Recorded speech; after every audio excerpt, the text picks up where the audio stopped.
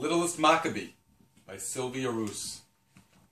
In old Jerusalem, a mouse woke from his dreams to the sound of shouts and terrible screams. The doors of the temple were thrown open wide as an army of soldiers hauled statues inside.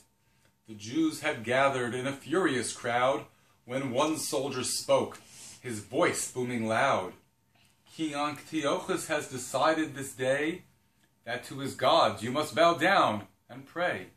The Jews yelled back, "Leave our temple alone. We will not pray to gods made of stone." A soldier responded with a threatening voice, "You'll follow the king's orders. You don't have a choice." The little mouse listened to a group of men say, "Antiochus' command we will never obey. We are the Maccabees, together we'll stand. We'll drive Antiochus right out of our land." He followed the Maccabees into the hills and watched them secretly practice their drills.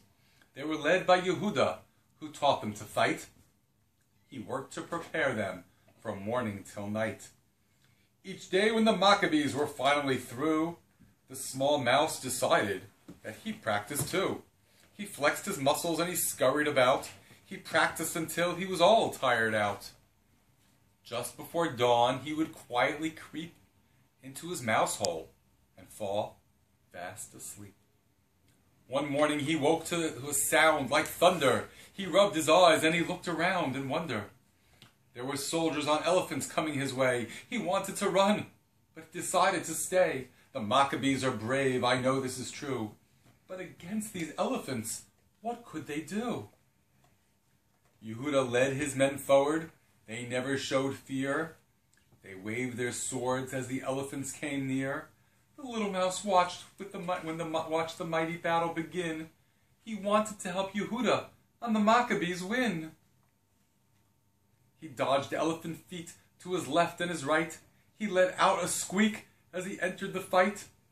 At the sound of the mouse, the elephants froze. They started to shudder from their trunks to their toes. Well, the elephants suddenly stopped in their tracks. Startled soldiers were thrown right off their backs. The elephants began an enormous stampede as they turned and they ran with the greatest of speed. Now seeing the Maccabees stand brave and tall made every soldier feel timid and small. The soldiers were frightened. They made a mad rush. They dashed over rocks, through bushes and brush. Yehuda watched in amazement and said with a shout, "Our battle is over. We've driven them out." From the temple the Jews took the statues of stone. They scrubbed and they cleaned until everything shone. Yehuda and the Maccabees beamed with delight. Now the temple menorah we need to relight.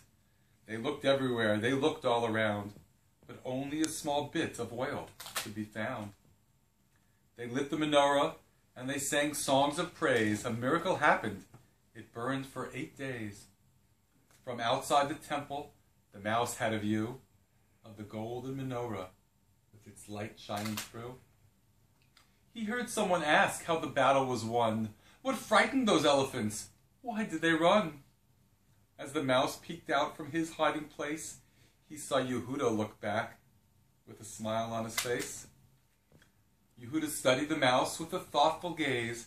He said, "Hashem works miracles in many small ways.